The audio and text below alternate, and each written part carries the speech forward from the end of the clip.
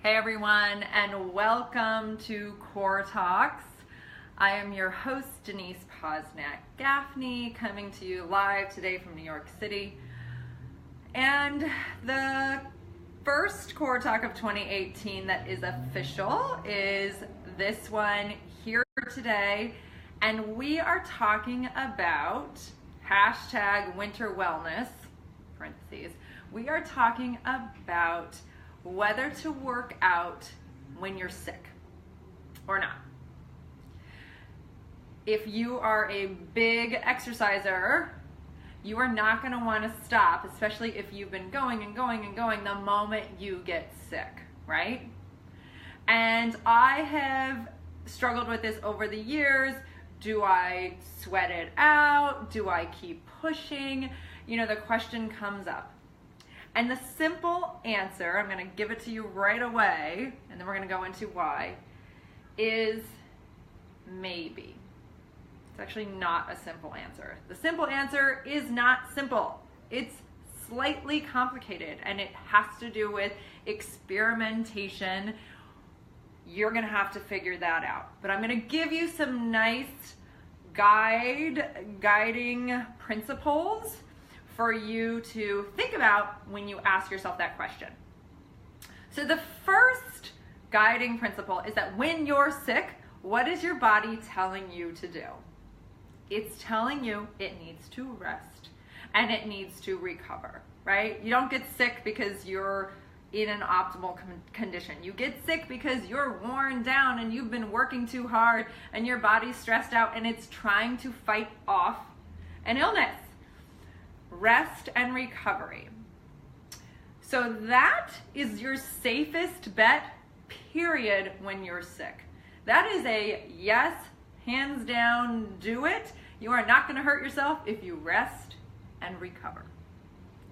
From that point, depending on the level of sickness you are, if you have a cold, you got a little runny nose, you're feeling just a little low energy, some light, moderate exercise, some movement can help your body. A little bit of sweating can help sweat some of the toxins out.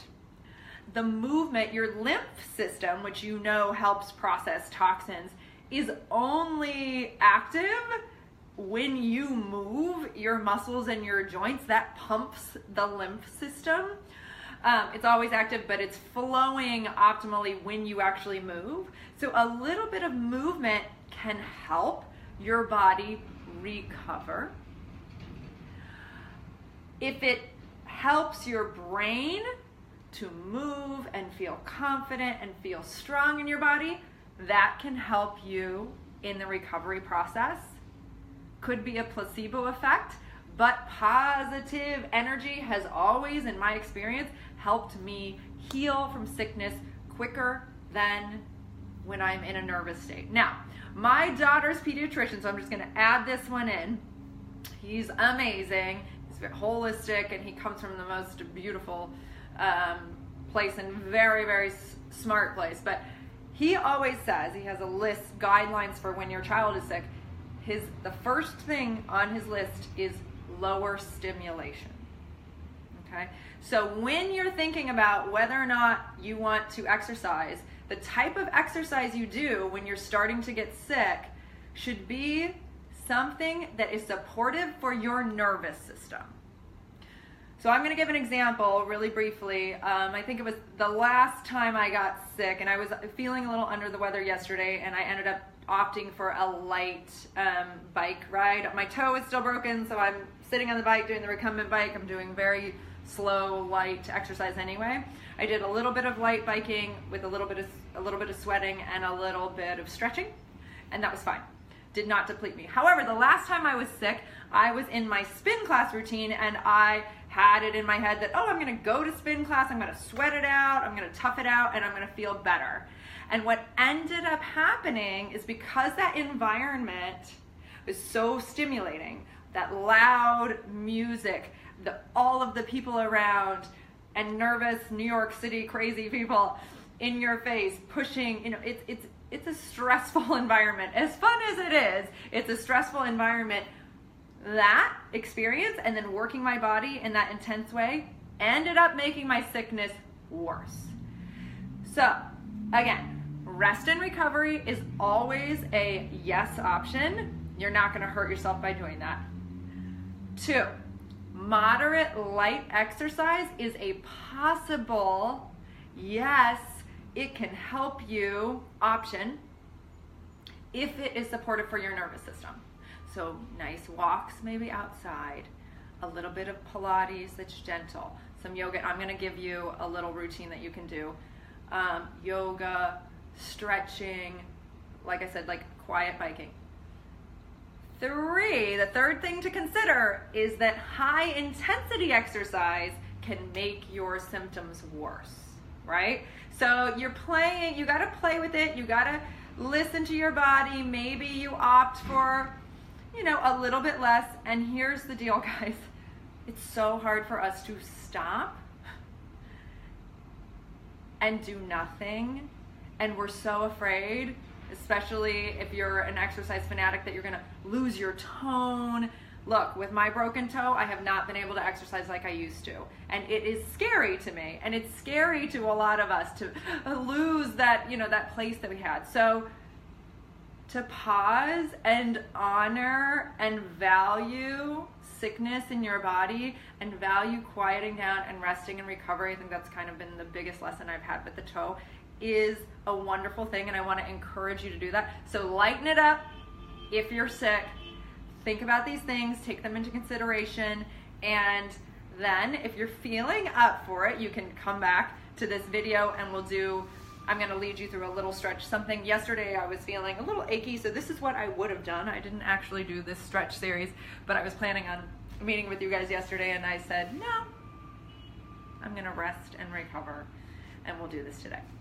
Okay, so I am intentionally on a cozy, fuzzy blanket because you know what? That feels so awesome for my nervous system.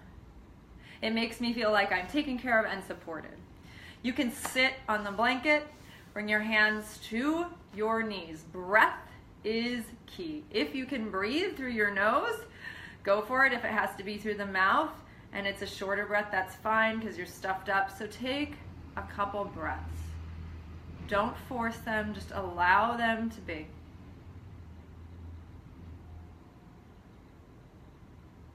Quiet your system down.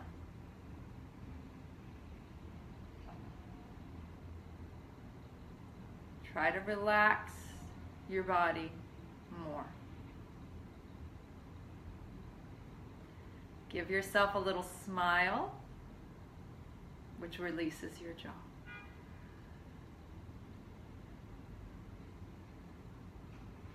Then lift your right arm up to the ceiling and take a gentle stretch to the side. Take a little breath here. Breathe it out. Come back. Other side. Little breath here. Exhale. And again, lifting up and stretching over. And lifting up and stretching over.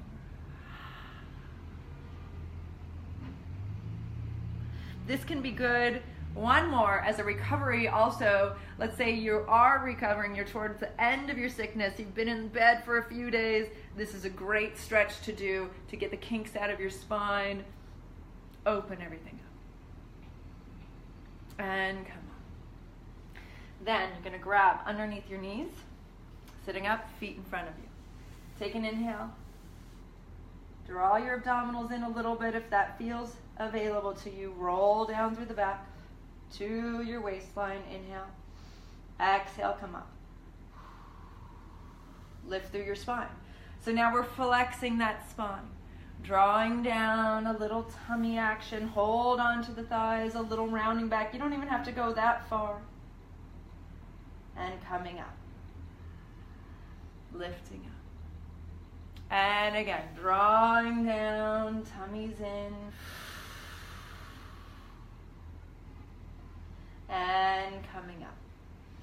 So now, if you're having gut issues, you're feeling a little sick to your stomach, you might not want to do any rounding of the spine.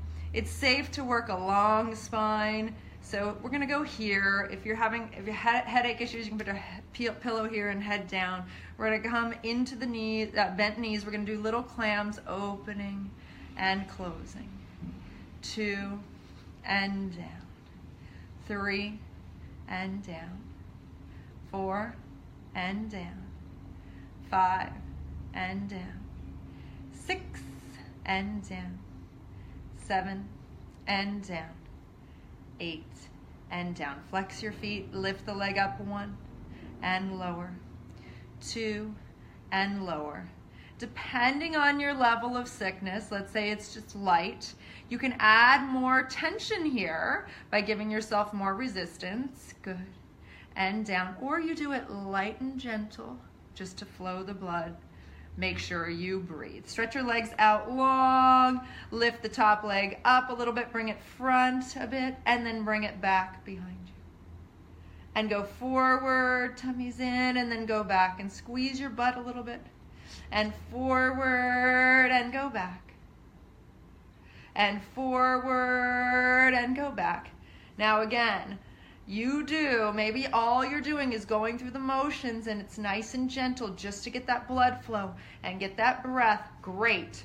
If you have a little more energy, tighten up the tummy, squeeze your tush, lengthen your spine, and breathe. 1 more and back. Stay back a little bit, do little circles. 1, 2, 3, 4, 5. Reverse. 1, 2, 3, 4, 5. Come to the other side. We'll do these. So this is just a little teaser. 8 of these. 1 and down. 2 and down. 3 and down. 4 and down. 5. Long spine. 6 and 7 and 8. Lift the leg up. 1 and down. 2 and down. You make this as hard or as easy as you want it to be. If you want to make it harder and get a little more effort with work going on, pull your tummy in more, lengthen your spine more, imagine you're moving through peanut butter. Stretch your legs out long, we come front and go back and front. So good to move your legs, pumping that blood flow, getting the lymph system going. Stretch, opening your hips,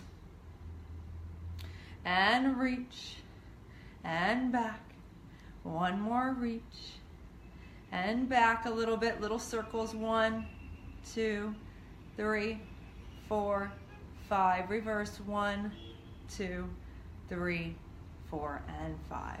Okay, so that's a little teaser. If you want more Pilates, more in-home exercise, we have our online classes. Our live online classes are live now, guys. So you can't get out, you don't want to go to the gym, you're feeling a little under the weather, you don't want to get exposed to other germs or expose people to yours. These classes are a great option for you. And you can just log on from home, someone's there to guide you, you do it at your level.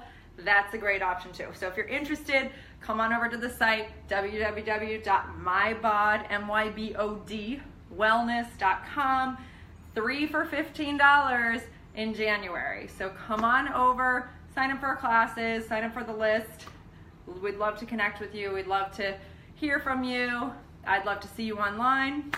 And I hope you are not watching this because you're sick, but if you are, I hope you feel better soon, soon, soon. And I'm happy to talk with you about any of your wellness questions. Shoot me an email, denise@mybodwellness.com. Have an awesome day. I will see you next Wednesday at 2 p.m. Eastern. Yeah, that's it. See you later. Bye.